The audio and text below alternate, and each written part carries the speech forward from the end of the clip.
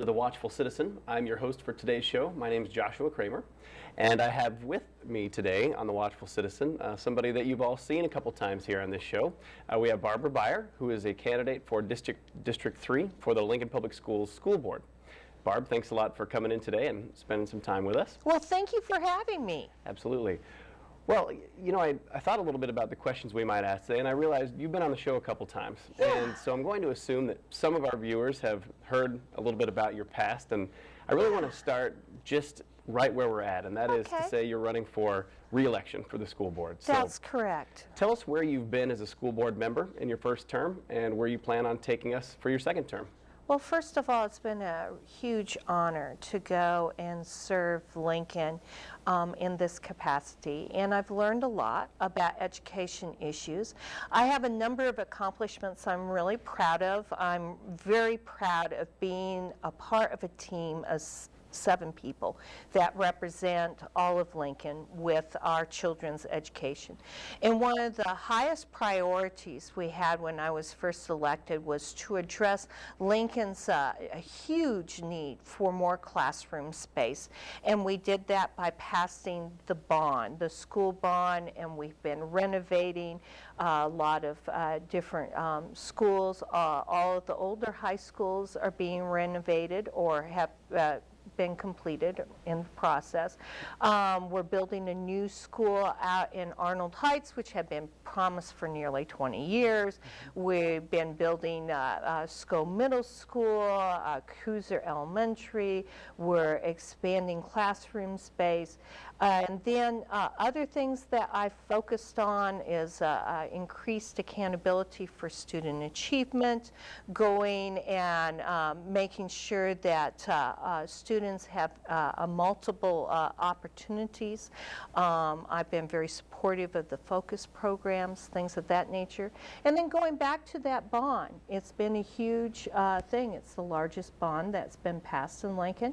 And by providing good oversight on the process of the construction, we've been able to do enough savings that we're going and remodeling a number of schools that were not included initially in that bond, including Goodrich, which I'm really happy to see happen. It's a huge need in that area.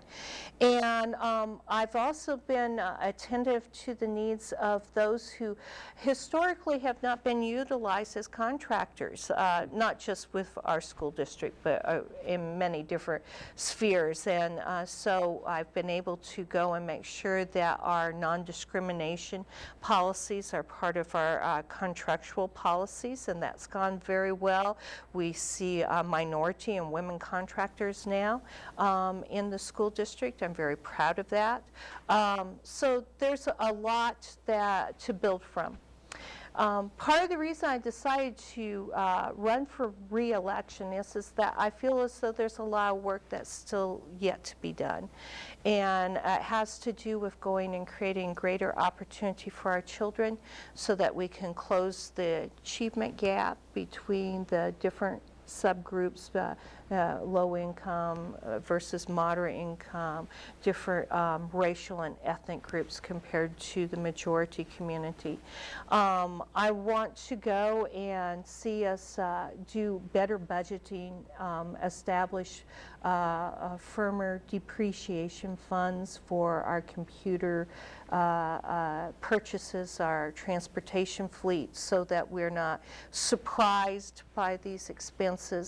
And I also really want to be a strong advocate to retain state aid at the level that is now, so that we don't have a huge burden on our local property taxpayers.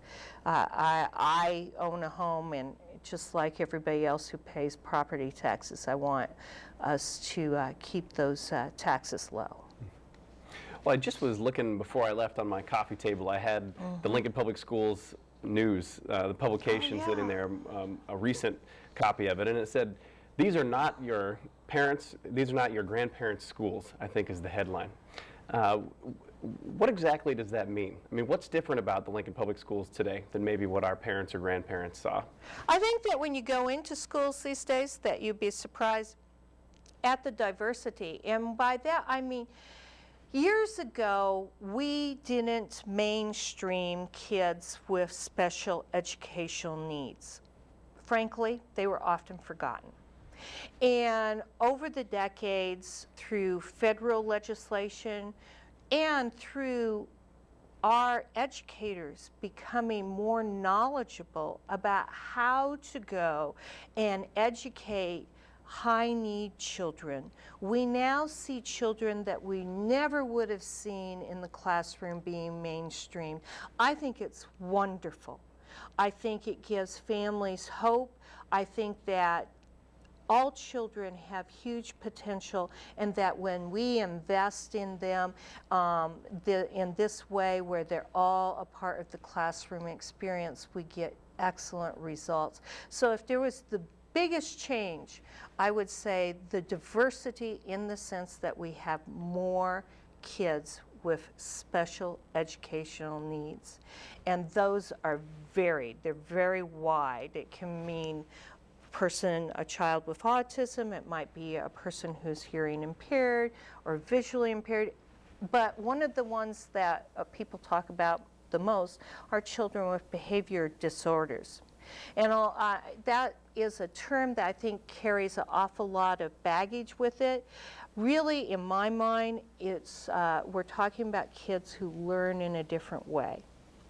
And I've seen this school district take those mandates to educate kids who are a little rambunctious, like to run around a lot, and cater the educational experience to their learning needs, and they've had great results. I think we should be very proud of that. But I also think we need to realize that when we see our non-graduation rate, that we have a lot more kids in our schools than we used to.